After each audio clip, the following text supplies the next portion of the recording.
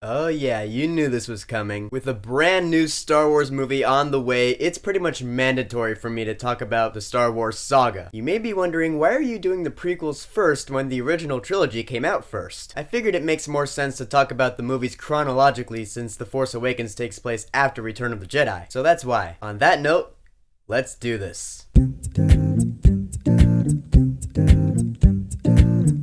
Star Wars Episode 1, The Phantom Menace. So here's how I am with the Star Wars prequels. Do I think they're good movies? No. Do I think they're fun movies? Yeah. Normally I'll watch them like once or twice a year just for the hell of it. I do count them as actual Star Wars movies though. Of course, I watch the original trilogy way more often, and when I do watch the prequels, I will often follow up with the original trilogy. But let's start from the beginning. Star Wars Episode 1 is, in a nutshell, a mess. The main character in this movie is...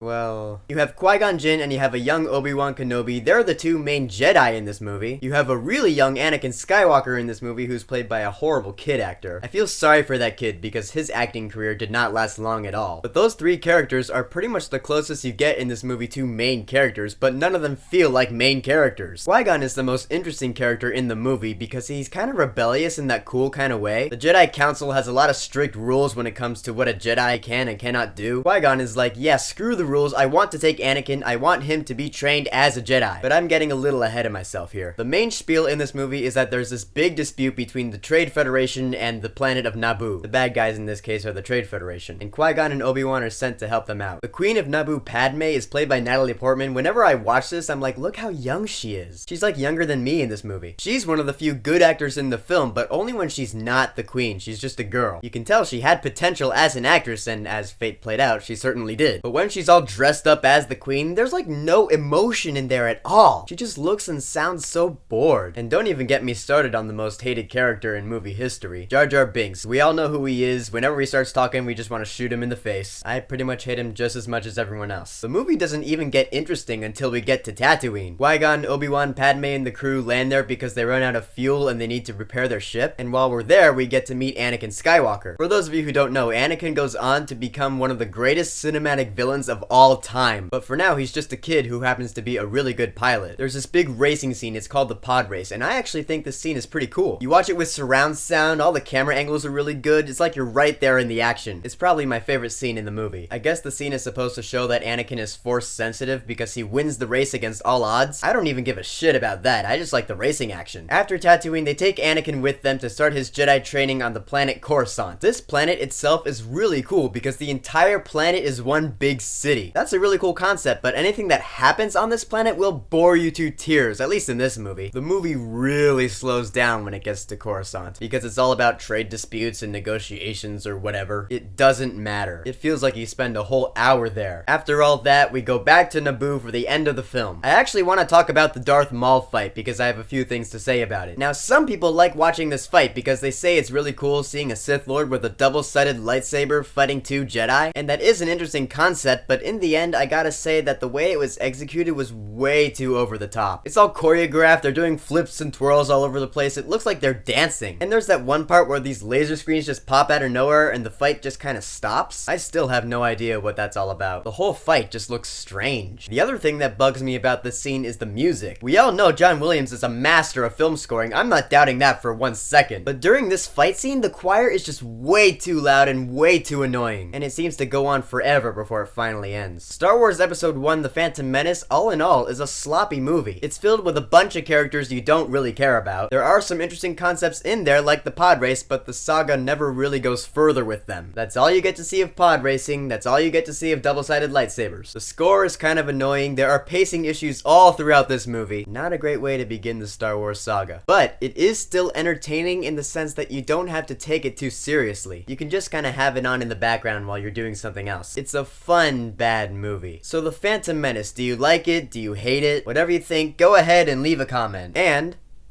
don't forget to subscribe.